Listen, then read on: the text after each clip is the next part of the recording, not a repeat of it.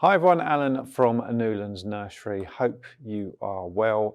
And today's 5 Minute Friday, we are going to sow some tomatoes. Now, it might seem really early, there might be frost and snow on the ground where you are, but getting the crop started early, it means an earlier fruit. And that's what we all want. That's why we grow tomato plants. So we do it now.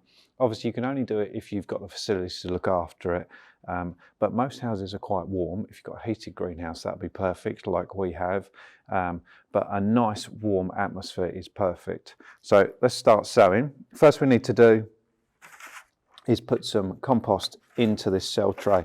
Now, I think cell trays work really, really well for tomatoes because when they start growing and start getting big enough to pot up, you can pot up each individual cell. So I just fill this, and you'll notice I've got a drip tray underneath this cell tray as well, because if you can put it on a windowsill or someone that's warm inside, you don't want water to get everywhere if it's not going in a heated greenhouse.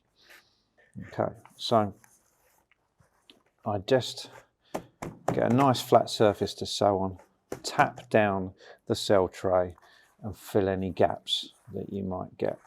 Okay, what I'm going to do is sow one seed per cell. If you've got lots and lots of seeds, you could go for two, but I think one seed per cell would be ideal. So I sprinkled that onto my hand, and what we're going to do is just place one seed per cell on the top of the compost.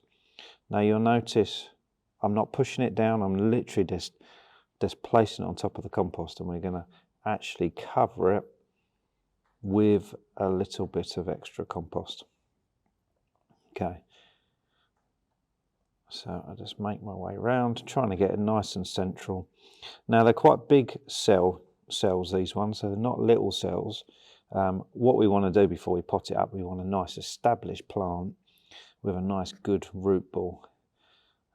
Plus, sowing it this early towards the end of a year and the beginning of a new year, we want enough space in the cell for the plant to grow before we have to pot it up.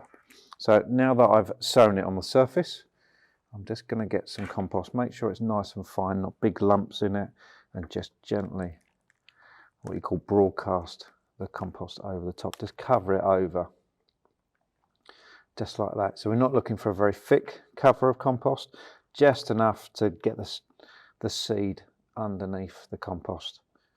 Okay, and it's as simple as that. Like I said, keep it in a nice warm place. They're obviously not going to cope with frosts or cold temperatures. We want to germinate them at a good temperature. What I have got as well is this glasshouse lid, which I will put on top of it. The good thing about that is it will maintain a nice lot of humidity, and you'll be surprised how much this keeps the temperature up as well. So what I do before I take it to prop area is give it a good watering, really soak the water in, place this on it and wait for it to start germinating. If you've got any questions at all, obviously get in contact. We're here to help. See you soon.